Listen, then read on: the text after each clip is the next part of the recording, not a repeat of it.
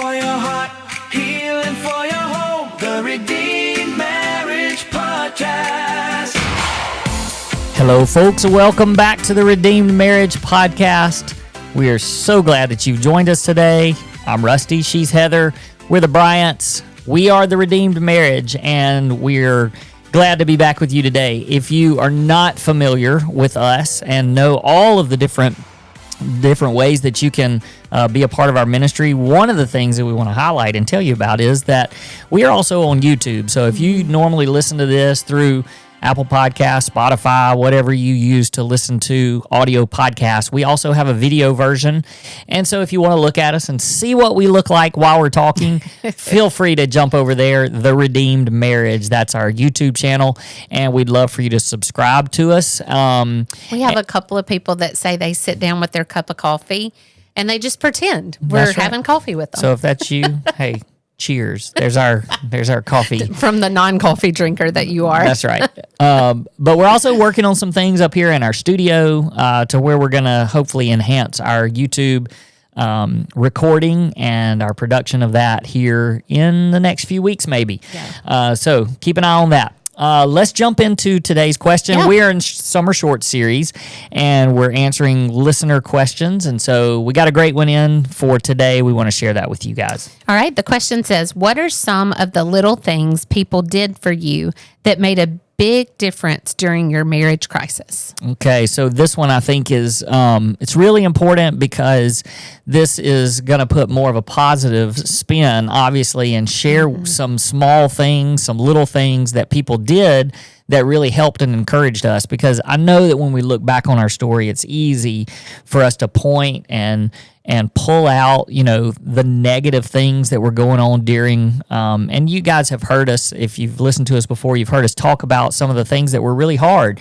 Some of those were when we had friends that, we felt like would stick by our side, people that had nothing to do with the story and the infidelity, but just friends that we thought would be there for us. And we lost a lot of those friendships. Yeah. And, even our previous church that we had been at for a really long time, looking back on it, we realized what a terrible position the church was put in to have to deal with that and all of the things that were surrounding, our story at that time and what we were going through. But there was a lot of hurt that happened from that. And lots of healing has been done in those areas. But I just wanted to point out that those things, they happen, and there's other couples that are out there listening and they're like, yeah, that's my story. Yeah. We lost friends over what happened. Mm-hmm. Maybe we lost our church. Maybe we lost our support network. And so there's lots of hard things. And one of the things that I love about this question is that there's people out there that they've either gone through this and they can remember all of the hurt and the pain and the things that maybe were not done to them and for them. And so they want to know, how can I make sure I'm not that type, that person or that friend? And then there's other people that are listening and they're like, okay, well, maybe I know somebody that is walking through this, or, maybe I don't even know them, but how can I be sensitive to that situation if it comes up? And so really that's what our goal is for today, is just to tell you just like some small things, like things that don't necessarily get the spotlight, but like, man, these things happened to us and they were huge encouragements to us and got us through some really, really hard days. So, who you want to start? I've got a couple that I can pull out, and I know you have a couple that you can pull out. Yeah, I do, and I'll let you go ahead and share your two. But I do just want to say that if you're one of those that, because I know we have listeners that have been through infidelity, who have walked through what we walked through, and people did not respond well. Either family members didn't respond well, or friendships or things like that. And I think the biggest thing for us was remembering that a lot of those people don't know how to respond. Like, they've never walked through it before. They've never thought through what would happen if. And so if anybody is listening to this, whether you've been through it or you have friends that have gone through it, or there might be a time down the road that you have friends that go through it, I would just encourage you to lean in and listen to the little things that were just so important to us, that made us feel valued, that made us feel loved and unforgotten, because it was one of the saddest, scariest, darkest time of our lives. And there were specific moments and specific things that were just a spotlight in that darkness. And we don't forget those. We don't forget them. I think for a long time, I was sad about the friendships that we had lost, of people who we were like, oh yeah, they're for sure going to stay. That's why I love Redbirds so much. Y'all have seen me, I'm sure on social media, talk about Redbirds, because it actually came about when I was going through my cancer journey. Because Redbirds, when you, the first we heard about it was at a marriage conference, and then it kind of, through my cancer journey, really became a thing. But we went to a marriage conference that Kirk Cameron was doing, and I'm trying to think of the singer's name. It's not Warren Beatty, but it's definitely Warren something. Don't know. I can't but remember anyway, he wrote a song called Redbirds, and he wrote it for his wife. And it was, that you, in the winter, especially up north, when all of the birds fly south for the winter, the redbirds don't go anywhere. They stay, even when things are hard, even when things are really, really cold and there's blizzards, like they stay. And they mate for life. And so that's just a sweet picture of what marriage is that we stay in the hard times and the good times, and when things get rough, and we mate for life. And so I latched on to Redbirds at that conference. And then when I went through cancer, there was a group of girls that I taught with that were like, we're not going anywhere. Like, we're here for you. We'll step in when we need to step in, and all of that. And that's the kind of friendships that somebody going through this needs, are the people that when things get ugly, when things get hard, they will encourage you and push you towards the Lord. Now, I'm not talking about staying with people that are involved in your situation, in the infidelity or whatever. That's not it. You need distance and you need breaks from those friendships. But as far as if you're just a person that knows somebody going through this, just be an encouragement to them, because they may not act like they're in the darkest time of their life, but they are. I tried to fake it for a little while, but then when I hit desperate, I was desperate for people that would just show me what Jesus looked like. Well, the things that I've thought about, just to answer that question, I mean, first of all, our parents never left our side, either one of us, and they didn't treat either one of us any differently. So our immediate family, just thinking about both of our moms and dads, and how much they stepped up to just help, and, to just provide help with the kids, and, allow us to go and do the retreats and the intensives and things like that.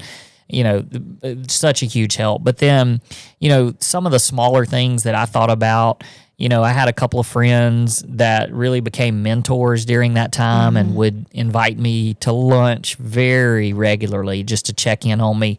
And I just remember the darkest days, those first few days.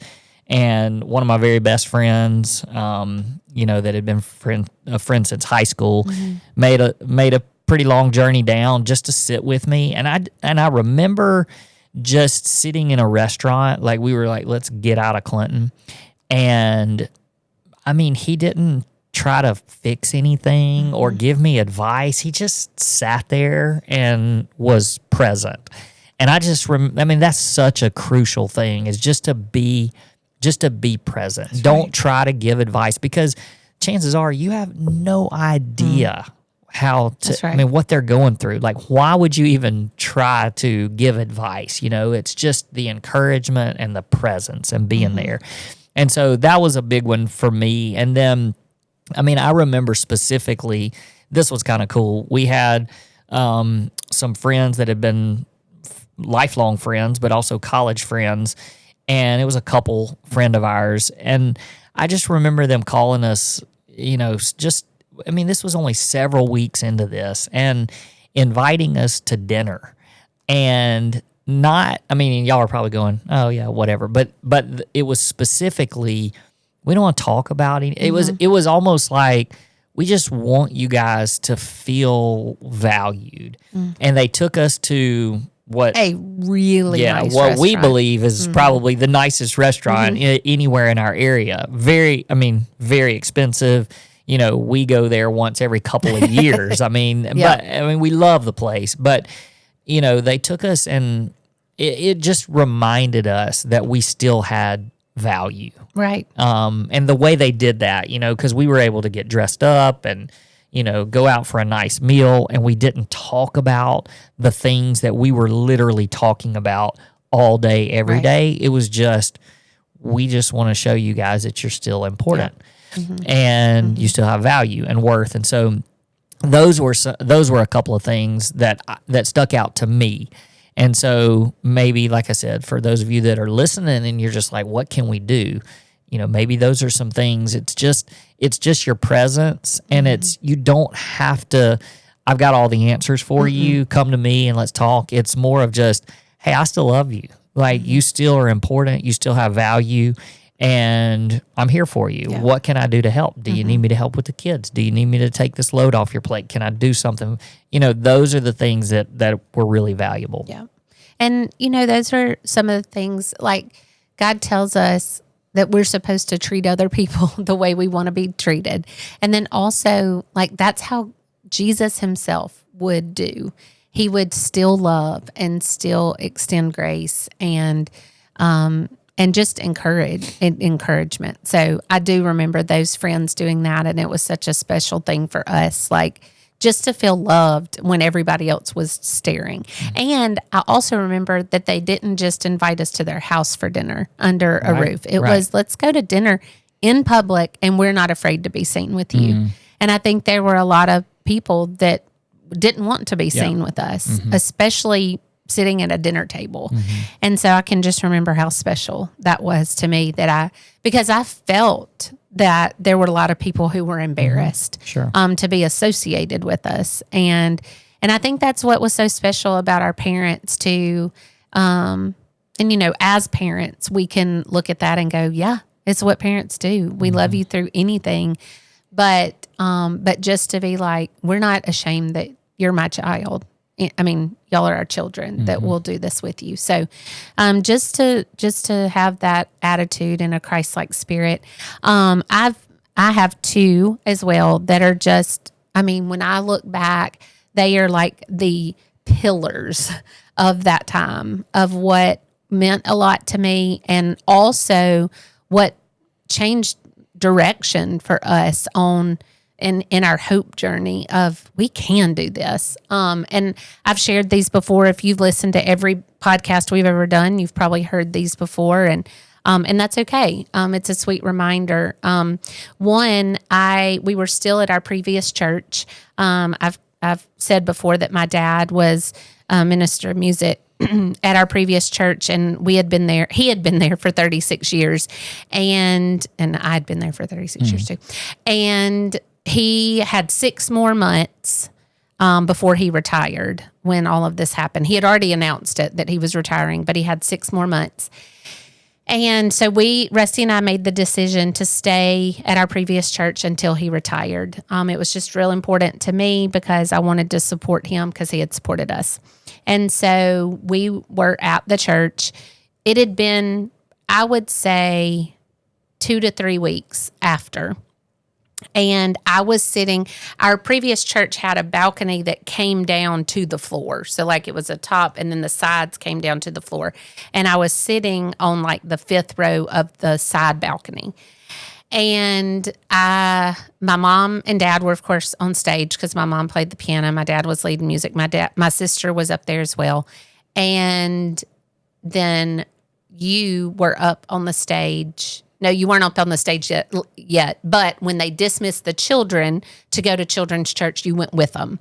And so I stayed in the sanctuary by myself.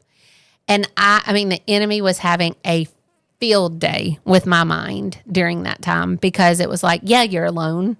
I mean, you're in church and this is supposed to be a place where you feel loved, but of course you're alone because God doesn't love you. And, I mean, it was bad. And I can remember sitting there, I mean, literally sweating. Well, after the service, we stood up to sing. Actually, that's not true. We stood up to sing right before the sermon. That's what it was. We stood up to sing right before the sermon, and it was a powerful song. It was, I wish I could remember the song, but I just remember tears were just streaming down my face. And I remember feeling so alone, and I caught something out of the corner of my eye, and a friend, not even a friend. I mean, it was an acquaintance. Acquaintance, yeah. I mean, I knew her. Sure. And she was friendly to me, but we weren't friends and or didn't have a deep friendship. And I saw her out of the corner of my eye, and I was, thinking, what in the world is she doing? Because she came down from her side of the floor balcony and went down and walked all the way through the middle aisle where everybody except like the first 10 rows could see her, and walked up my side of the balcony, stood right beside me, and put her arm around me and continued singing the song. And I mean, tears just pouring down my face. And I remember I leaned my head over because I didn't even feel like I could hold up my head. It was just rough. And I remember I leaned my head over and kind of put it on top of her head or her shoulder because we're about the same height, and just wept. And I just remember thinking, she's not embarrassed to be seen with me. And she is loving me regardless of what everybody else thinks. She is trying to say to me, I'm here, even though you feel alone. I'm here, and I'm going to be the steady for you, the sturdy for you in this weak moment, because that's what Christ would do. That is the only reason why she did it. She didn't do it for attention. It was, I am going to put feet to the hands of Jesus, to the feet of Jesus, and this is what he would do. And so I leaned my head over, and then of course I got myself together, and I stood a little taller because I didn't feel like everybody in the whole sanctuary was staring at me and talking, that there was somebody there that was willing to love me well. And so just loving people, because I can tell you from experience, I was in the darkest, I felt like the most unlovable person on the world. Like, why would someone choose to love me after what I did? And of course, there was a huge brokenness in me. And so you weren't even there. Like, you weren't there. And that was one of the kindest things. And, every time we go to a different church now, but she's still in our community. And when I see her, I'm just like, Anissa, and I just love and run and hug her. And here's the other crazy part of that story. We did develop a friendship with them as a couple. And even that's, I think there's something sweet about that. Those are seasons of life, because we do go to different churches now, and we rarely see them. Right. Our kids are not the same age or anything like that, so we don't get to see them very much. But they're such a huge part of our story.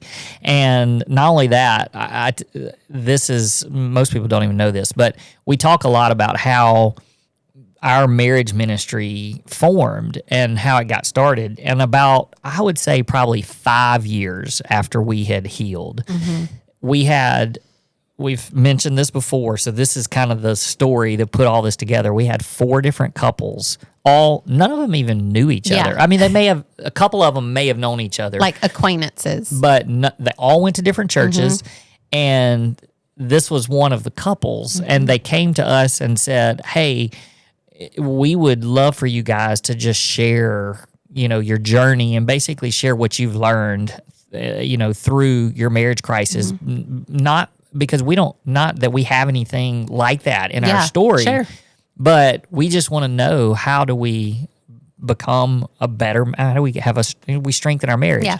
And this was one of those couples. Yeah. And I just think that that's so powerful, that one of the girls that was there with you in your deepest, darkest day, she was there for you, and then watched us journey and heal, and then said, hey, teach me. Yeah. Teach me. Like, that's only God. Yeah. And so really that's the first core group. We wrote a curriculum, and it was another 5 years later before we really developed the redeemed marriage, but Right. that was the start of it. Yep. And so such a cool story that she was a part of that. And then I'll let you share. So the other story is this. My dad finished those 6 months, and we got out of Clinton, went to another church in Jackson just to get out of our area.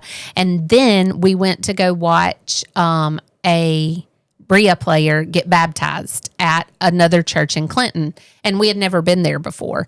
And we went with the boys. We loved it. Long story short, that's our home church now, and we love it with everything in us. Well, we left that day after watching this player get baptized, and we were like, this is where we were supposed to be. Well, the very next Sunday, you were out of the country on a trip, or out of town. I don't know if you're out of the country. No, I went to John Eldridge boot camp. Oh, that. Wild at Heart. Yeah, you went to Wild at Heart. And I wanted to go back to church. Of course, the boys wanted to go back to church. And so I asked my dad to go with me because he's retired, so he can go. So, and for some reason, my mom couldn't go. So it was just me and my dad. And we sat on the back row of the church. It was when we were in our smaller sanctuary. We're in a bigger place now, but we were on the very back row, and Chip, our pastor, preached on adultery. I was like, are you Of course he did. kidding me? Like, kidding me. So I'm sitting there with my dad. He spends the first half of the sermon talking about why adultery is wrong. I mean, gives all the reasons in Scripture, the damage it can do to your marriage.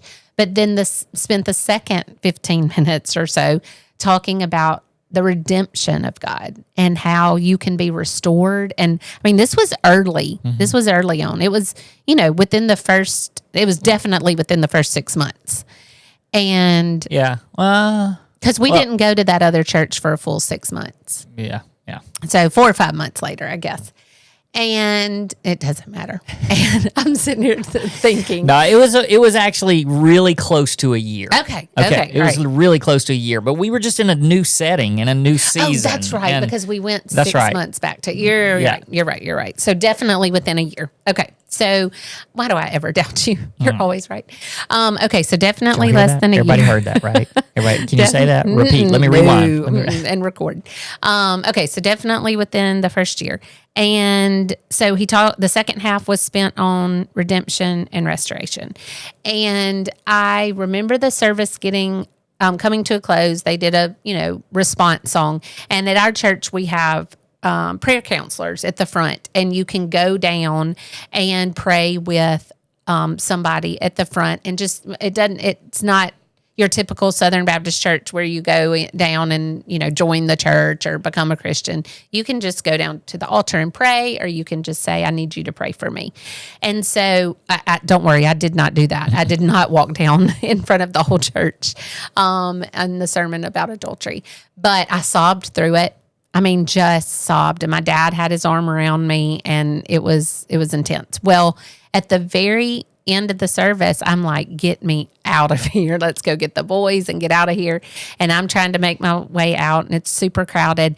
And I see a girl who I did not know at the front who was a prayer counselor. And she was making a beeline to me and kind of giving it that, finger in the air, like, oh, I want to talk to you, that type, eyebrows raised, And I was like, oh my gosh, I don't know her. And am I supposed to know her? All the things. And she comes up and she just bear hugs me. I mean, just the biggest hug.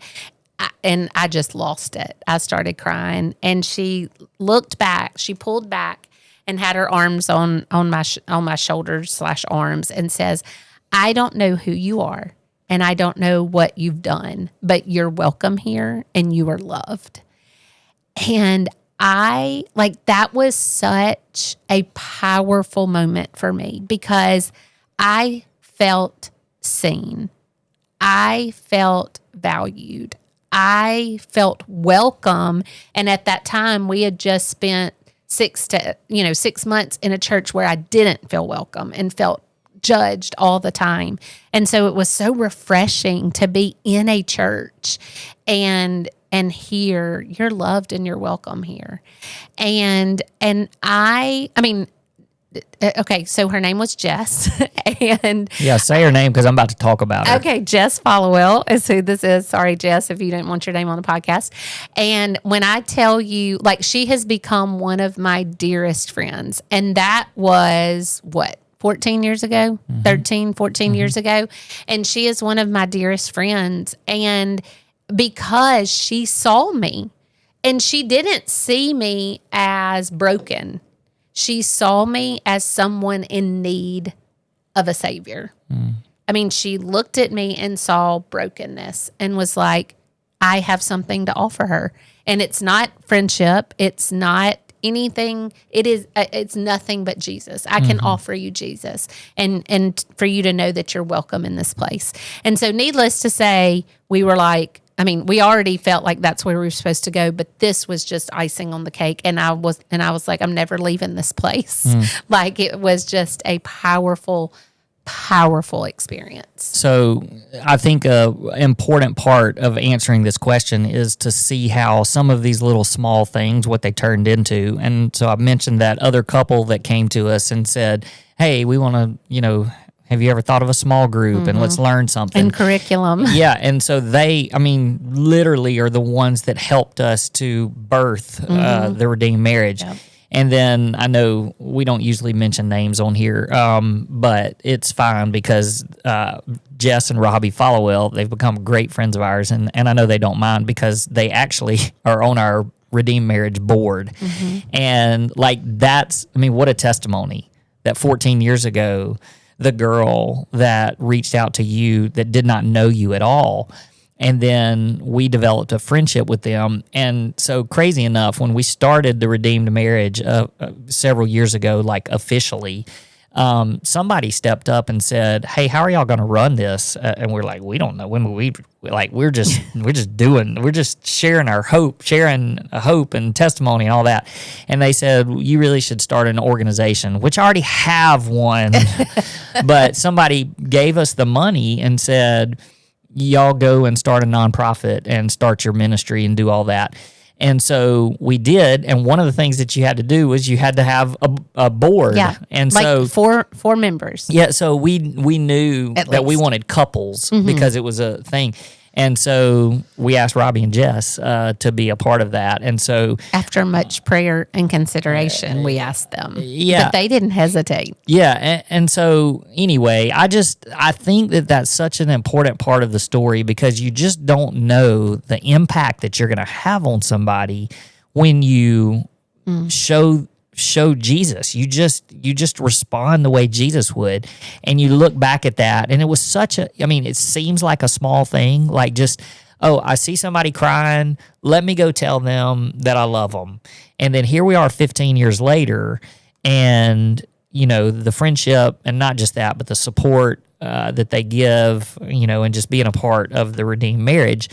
And this is the other plug that I'll throw out there because this is all just so cool. They, this weekend, stepped out into a journey and they opened a coffee shop in our community. It's a cafe, a little diner, coffee shop.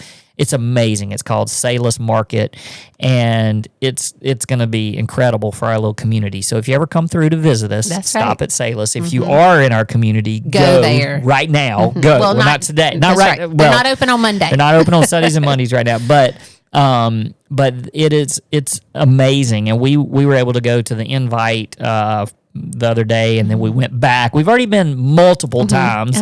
And so, but the thing is, like, just to see people like that are so selfless and then watch them have their own dreams and become successful. And I don't know, I just wanted to be able to say, y'all have heard us tell those stories before, but to throw that name out there and say, go love on this person too. That's right. Like, That's right. And the other really, really cool thing is our daughter-in-law. Our daughter-in-law is working for them, and she absolutely loves them, and she loves what she's doing. She's only been working for 3 or 4 days, but you just can't make this stuff up. And so the whole reason why I wanted to circle back and kind of give a little bit more story behind that, I think people will go, wow, that's pretty cool. But the girl that really, spoke the most love and encouragement to you that you didn't even know, and now here we are today. That's right. in the relationship with them. And so I'm just saying the little small things that you guys can do as you're listening to this and you're thinking about somebody that needs some love and encouragement and needs to be shown the hands and feet of Jesus, go do it. And you have no idea 15 years later what kind of impact that's going to have, not just on that person, but potentially the world. That's right. And the people that, because those are people that are steps in our process. And if you've now become a step in the process and you've become somebody that's gotten hope from our story, it can be traced back to other people like that. That's right. So just don't take that for granted. The small things can be huge things. Yep. So, hey, thanks guys for listening. We love y'all. We'll see you next time. Peace. Peace.